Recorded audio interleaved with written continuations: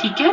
हाँ माँ। शीतल का ध्यान कपड़े सुखाने में होता है कि तभी पीछे से राहुल कब छज्जे पर आकर नीचे झांकने लगता है, उसे पता ही नहीं लगता। राहुल का बैलेंस बिगड़ जाता है और वो छत से गिर जाता है। पहली मंजिल पर जया खड़ी होती है। उसके सामने राहुल ऊपर से गिरता हुआ नीचे सड़क पर जा गिरता है। जया उसे देखकर जोर से चिल्लाती है और भागते हुए नीचे जाती है, पर राहुल मर चुका होता है। हे भगवान, ये क्या हो गया? शीतल और हरि का क्या होगा? जया राहुल को उठाकर ऊपर ले आती है। शीतल ऊपर छत पर कपड़े सुखाने के बाद राहुल को देखने लगती है, पर वो वहां होता ही नहीं है। उसे अब तक इस बात का एहसास ही नहीं होता कि उसके बेटे के साथ क्या हुआ है। ये लड़का चलना क्या सीख गया है कि बस रुकता ही नहीं। अभी इसको डांटूंगी ना, तब समझ आएगी इसको। शीतल नीचे आती है तो उसके सामने जया उसके बच्चे राहुल की लाश खून में लथपथ जमीन पर रखी होती है।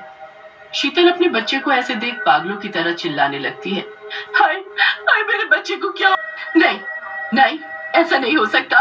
तुमने मार दिया ना मेरे बच्चे को? हाँ, मार दिया ना। तुमने मार दिया ना मेरे बच्चे को? नहीं नहीं, मैंने तो इसको बचाया है। नहीं नहीं, तुमने मार दिया। तुमने मार दिया इसको। तुम जलती थी ना मेरे बच्चे को देखकर। तुम्हारे बच्चे नहीं है इसीलिए तुम जलती थी मुझसे। नहीं नहीं शीतल, ऐसा नहीं है। राहुल को तो मैं खुद बहुत प्यार करती थी। शीतल जया की एक नहीं सुनती और उसको बस यही लगता है कि जया ने चिढ़ की वजह से उसके राहुल को मार डाला, क्योंकि उसके खुद के बच्चे नहीं थे। जया बहुत कोशिश करती है पर शीतल समझने को तैयार ही नहीं होती। वो अपने बच्चे के गम में पागल सी हो जाती है और हर वक्त राहुल राहुल करती रहती है। वो राहुल के लिए इतनी पागल हो जाती है कि उसके बिना रह ही नहीं पाती और एक दिन अपनी जान दे देती है। हरी का तो जैसे सब कुछ खत्म हो चुका होता है। वो शहर छोड़कर वहां से हमेशा के लिए गांव में चला जाता है। कुछ समय बाद जया को पता चलता है कि वो भी माँ बनने वाली है, पर जया जब भी ऊपर मंजिल पर जाती उसे जैसे अजीब सा महसूस होता और उसकी तबीयत बिगड़ जाती। वो शीतल और राहुल की वजह से बहुत परेशान सी रहती है। अजी, आप दूसरी मंजिल पर ताला मार दो, मेरा तो ऊपर जाने का मन ही नहीं करता। बस राहुल और शीतल मेरी आंखों के आगे आते हैं।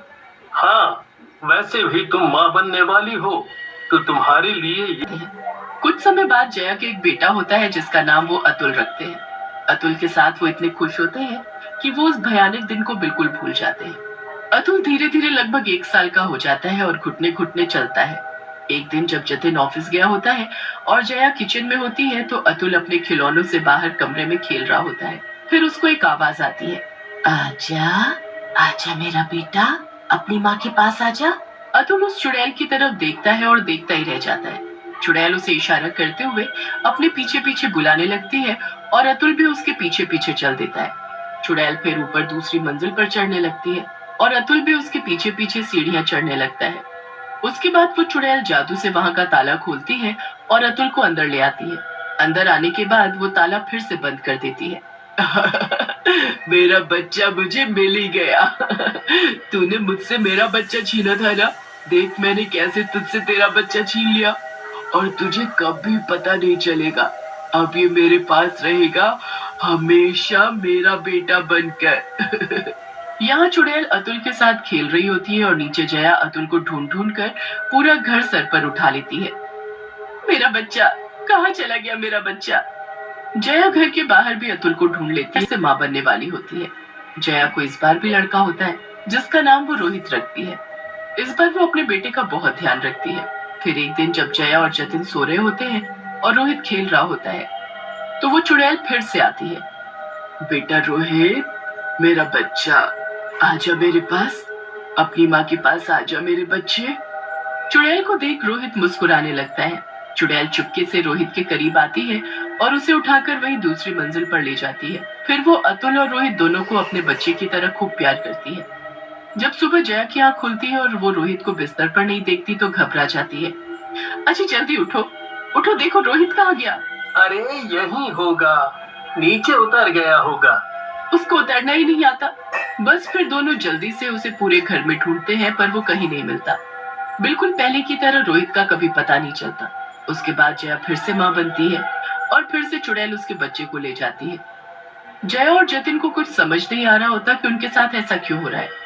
फिर एक दिन जया को पता चलता है कि वो चौथी बार फिर से माँ बनने वाली है। मैं माँ नहीं बनना चाहती, मेरा बच्चा फिर से गायब हो जाएगा। मुझ पर विश्वास रखो। जतिन की बात मानकर जया खुद को भरोसा दिलाती है। उसे लगता है इस बार उसका बच्चा कहीं गायब नहीं होगा, पर चुड़ैल मौका देखते ही उसके चौथे बच्चे को भी ले जाती है। मैंने बोला था ना, आप नहीं माने ना, देखो क्या हो गया, फिर से मेरा बच्चा गायब हो गया, मैं क्या करूंगी अब। ऐसा कैसे हो सकता है? आखिर ऐसा क्यों हो रहा है हमारे साथ? जतिन और जया अब हार मान चुके होते हैं। उनका तो जैसे सब कुछ खत्म हो चुका होता है। दोनों इतने दुखी हो चुके होते हैं कि बस उनको अब माँ बाप बनने की कोई उम्मीद ही नहीं रहती। यहाँ वो इतने ज्यादा दुखी होते हैं और ऊपर चुड़ैल उतनी ही खुशी से अपने बेटों के साथ रह रही होती है। वो उनको खूब प्यार करती है, पर फिर एक दिन वहाँ उसके खुद के बेटे की आत्मा आती है। माँ, माँ, चुड़ैल अपने बेटे राहुल को देखकर एकदम से चौंक जाती है। राहुल, मेरे बच्चे, मेरा बेटा।